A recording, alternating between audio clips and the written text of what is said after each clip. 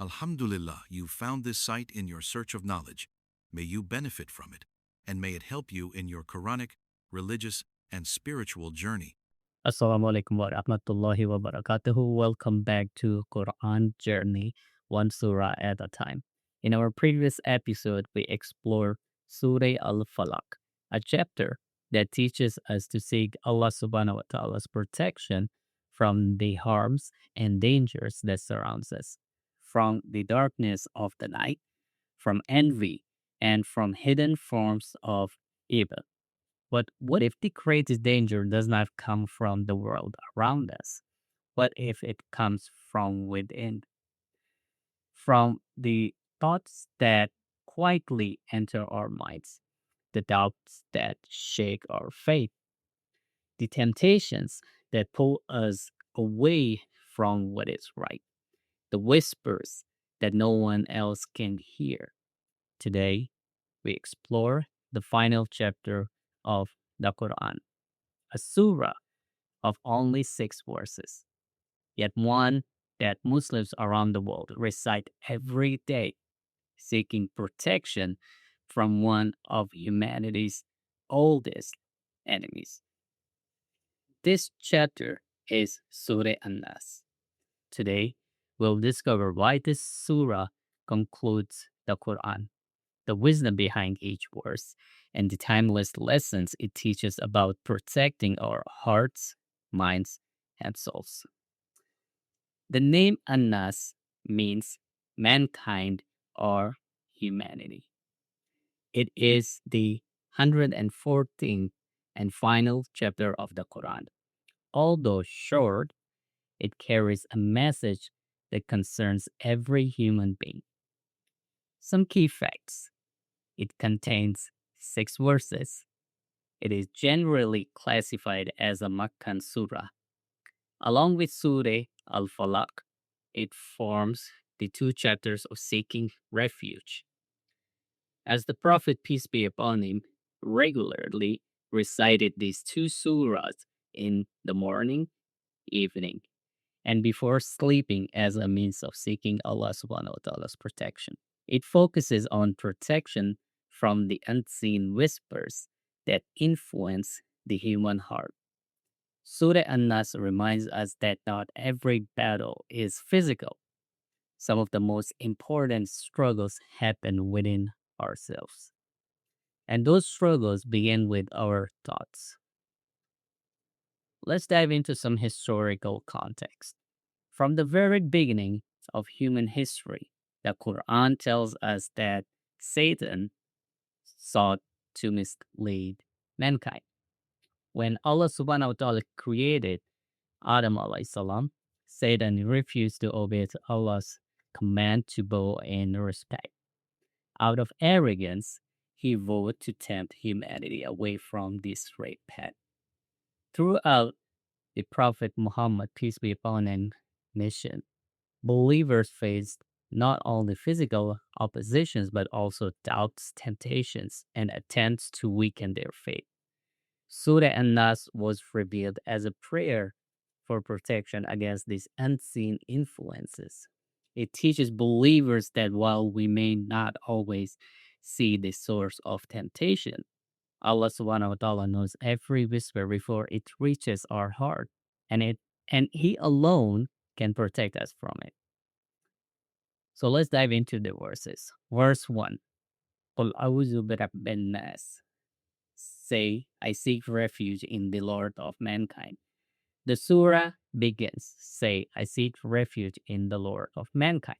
Just as Surah Al-Falaq began with seeking refuge, Surah An-Nas continues the same theme. But notice something different. Instead of saying Lord of daybreak, Allah subhanahu wa ta'ala introduces himself as the Lord of mankind. He is the creator of every human being, the one who knows our strengths, our weaknesses, our hopes, and our fears. No one understands the human heart better than the one who created it. And that is why he is the one we turn to for protection. Verse 2, Malikin Nas. the King of mankind.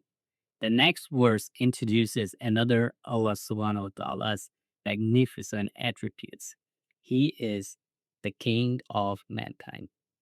Kings or kings possesses authority, power, and control.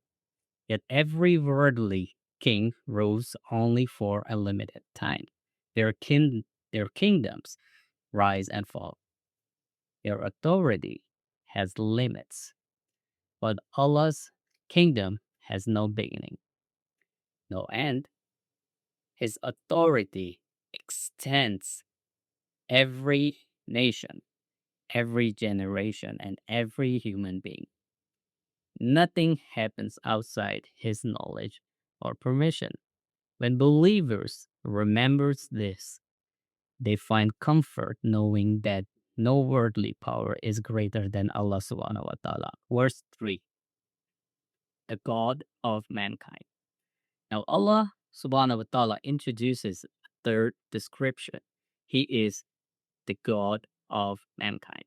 First, our Lord, then our King, and then finally the one who truly worthy of worship. These three descriptions build upon one and on another beautifully. He created us, He governs us, and He alone deserves our worship. This reminds us that our relationship with Allah subhanahu wa ta'ala is complete. He is not distant from His creation. He nurtures us, rules over us, and invites us to worship Him alone. Verse 4 and 5. From the evil of the whisperer who withdraws. Now, the surah identifies the danger from which we seek protection. The whisperer. In Arabic, al-waswas and al-khannas.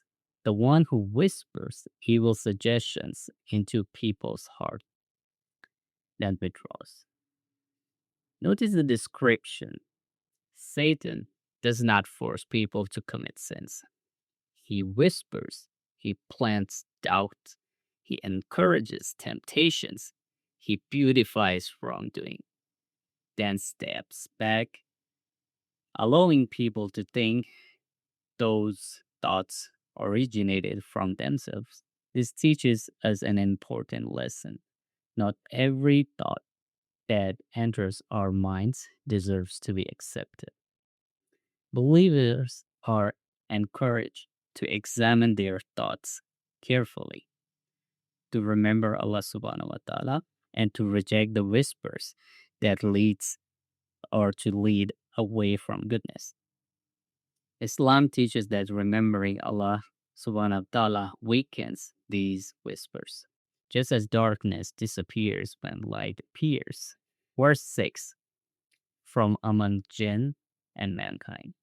The surah concludes with an important reminder. Whispers do not come only from unseen beings.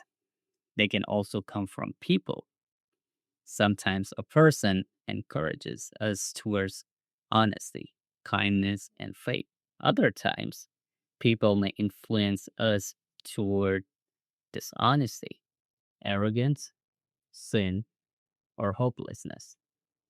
This final verse reminds us to be mindful of the influences we allow in our lives, the voice we listen to, the company we keep, the ideas we accept. Because every influence shapes the direction of our hearts. Something you might have missed.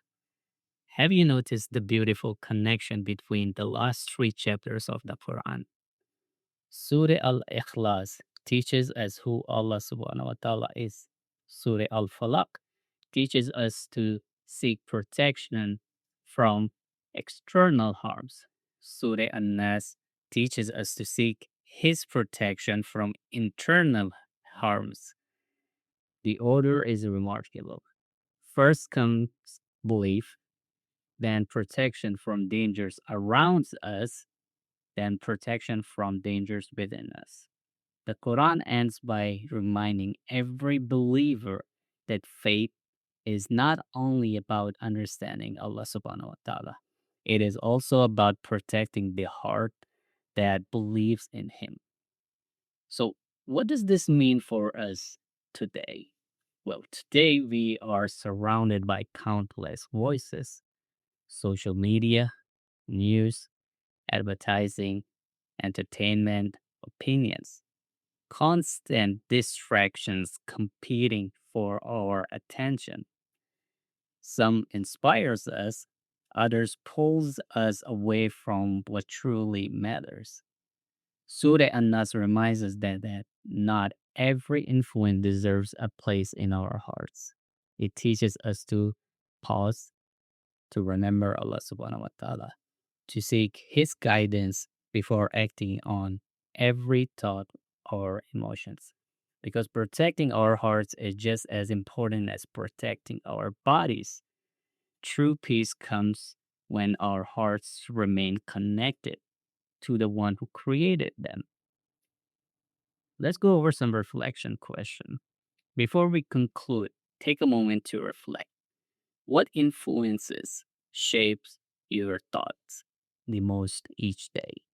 When negative thoughts or doubts arise, do you remember to seek refuge in Allah subhanahu wa ta'ala? And how can remembering Allah more often strengthen your heart against harmful whispers? Let us know your thoughts in the comments. Which verse of Surah An-Nas speaks to you the most? Well, at conclusion, Surah An-Nas is a powerful reminder that not every battle can be seen. Some of the greatest struggles take place within our hearts and minds. Yet Allah subhanahu wa ta'ala has not left us without guidance. He taught us a prayer that every believer can recite, a prayer seeking refuge in the Lord, the King and the God of all humanity. It reminds us that while whispers may come and go, Allah subhanahu wa ta'ala's protection is always greater, and hearts that remain connected to Him subhanahu wa ta'ala will always find strength. As we conclude our journey through these opening episodes, we had explored the foundations of faith. We begin with Surah Al Fatiha, the prayer for guidance, then Surah Al Ikhlas, the pure message of Allah's oneness, followed by Surah Al Falaq, seeking protection from external harm, and finally, Surah An-Nas, seeking protection from the whispers that affect our hearts. In our next episode, we will begin exploring longer chapters of the Quran, starting with the longest surah of all, a chapter that spans faith, law, history, morality, and guidance for every aspect of life. Why is it called the cow when it contains so much more than a single story? Well, join us next time as we begin our journey through Surah Al Baqarah, the comprehensive guide for a believer's life. Until then, thank you for joining us on the Quran journey, one surah at a time. May Allah subhanahu wa ta'ala increase us in knowledge, wisdom, sincerity, and understanding. Inshallah. Assalamu alaikum. If you could take a moment, please subscribe, like kindly. Your support will help maintain this site and keep it here on the web for many more years to come, inshallah. May Allah accept and multiply your reward and for all of us.